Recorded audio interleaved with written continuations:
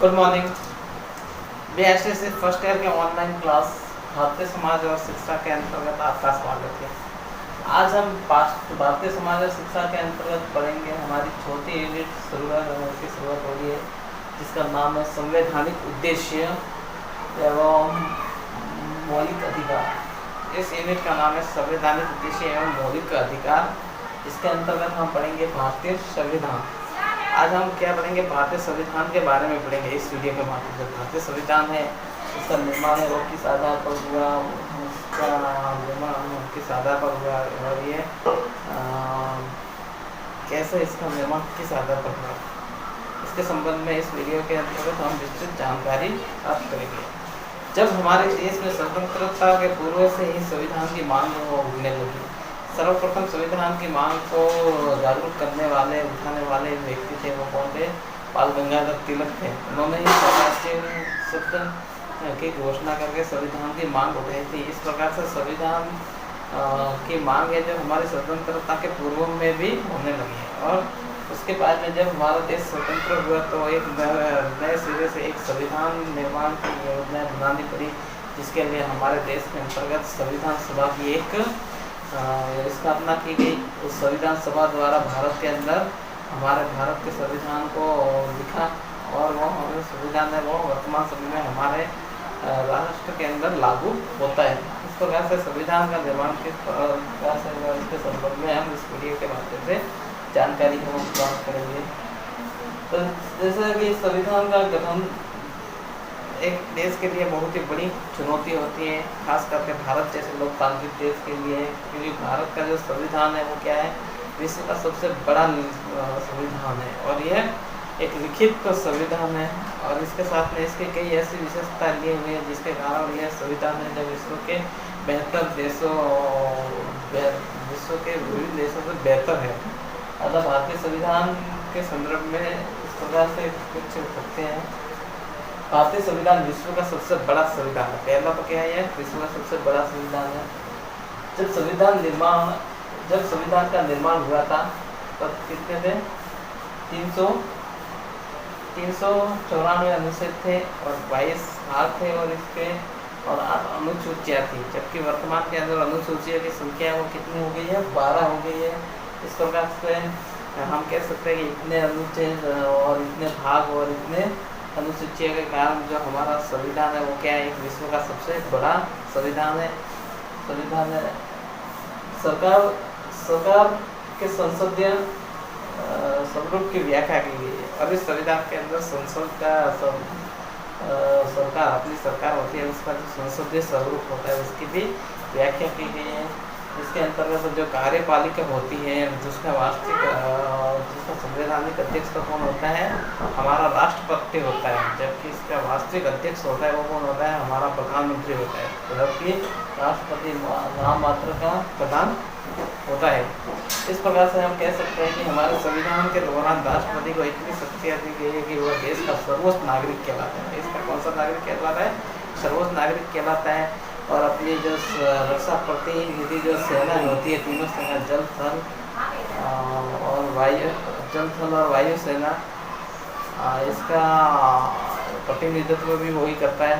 और हमारे जो लाल किले पर 15 अगस्त और 26 जनवरी पर देश को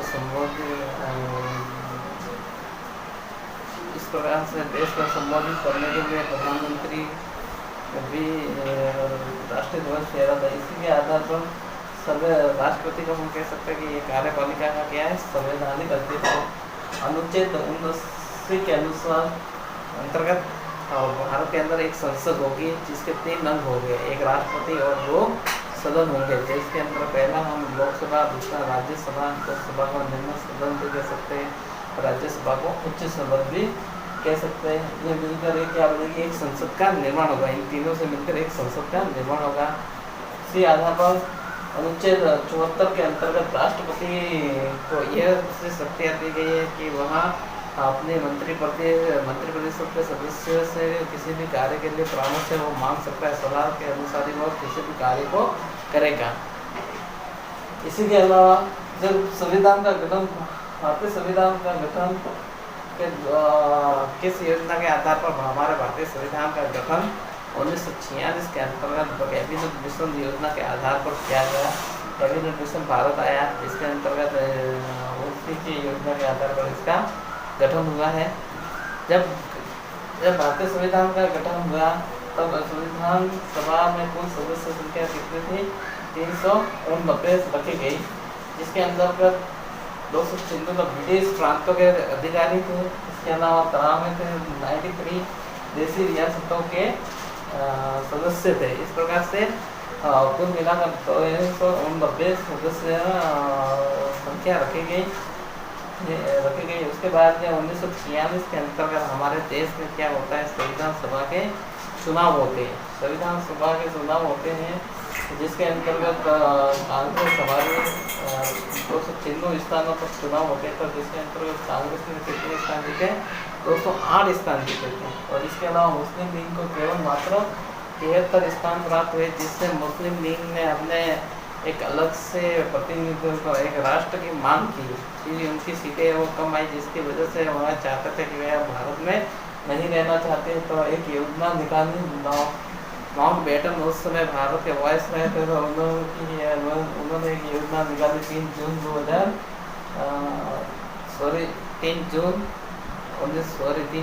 1947 के अनुसार माउंट बेटन योजना भारत के अंदर लागू हुई, जिसके अनुसार मुस्लिम लीग की जो मांग रखी गई थी उस मांग को स्वीकारा गया। इस योजना के अंदर मुस्लिम लीग की मांग को स्वीकारा गया और उनके लिए एक पृथक से राष्ट्र बनाने का योजना बनाई, जिसे हम पाकिस्तान कह सकते हैं। और 14 अगस्त 1947 को जो पाकिस्तान है वो भारत से अलग हो गया था इस आधार पर। जिससे और जो हमारे भारतीय संविधान सभा के सदस्य संख्या थी, जिसके अंतर्गत हमारे राजस्थान का भी एक विशेष महत्वपूर्ण संविधान सभा के निर्माण में रहा है, जिसके अंतर्गत हमारे राजस्थान के कितने सदस्य थे? 12 सदस्य थे। इस संविधान सभा के अंतर्गत तो भाग लिया राज्य की देसी रियासत के सदस्य ने 12 सदस्यों में भाग लिया और हमारे देश के संविधान निर्माण में भी काफ़ी महत्वपूर्ण भूमिका निभाई। इस प्रकार से भारतीय संविधान निर्माण के अंतर्गत हमें कई बाधाओं का सामना करना पड़ा, जब जाकर हमारे देश के लिए एक संविधान का निर्माण हुआ है। और इसके अंतर्गत बाबा भीमराव अम्बेडकर का एक विशेष महत्वपूर्ण सराहनीय कार्य रहा, जिसके आधार पर एक इतने बड़े विशाल देश के लिए संविधान का निर्माण करना बहुत ही कठिन कार्य है और उन्होंने काफ़ी अपने साथियों के माध्यम से काफ़ी सफलतापूर्वक इस कार्य को किया। अतः इस प्रकार से भारतीय संविधान के अंतर्गत भी कई प्रकार के बाधाओं निर्माण के अंतर्गत कई प्रकार की बाधाओं का सामना करना पड़ा। अतः जब जाकर हमारे सामने एक लिखित और विश्व का सबसे बड़ा संविधान है वो हमारे सामने आया है और हमारे सभी नागरिकों के राइट्स के मूल अधिकार है, सभी हम उनका पालन है वो आसानी से हमें उनकी जानकारी होती है और हम उन अधिकारों को प्राप्त कर सकते हैं। इस प्रकार से भारतीय संविधान के संदर्भ में इतना ही। आपका बहुत बहुत धन्यवाद।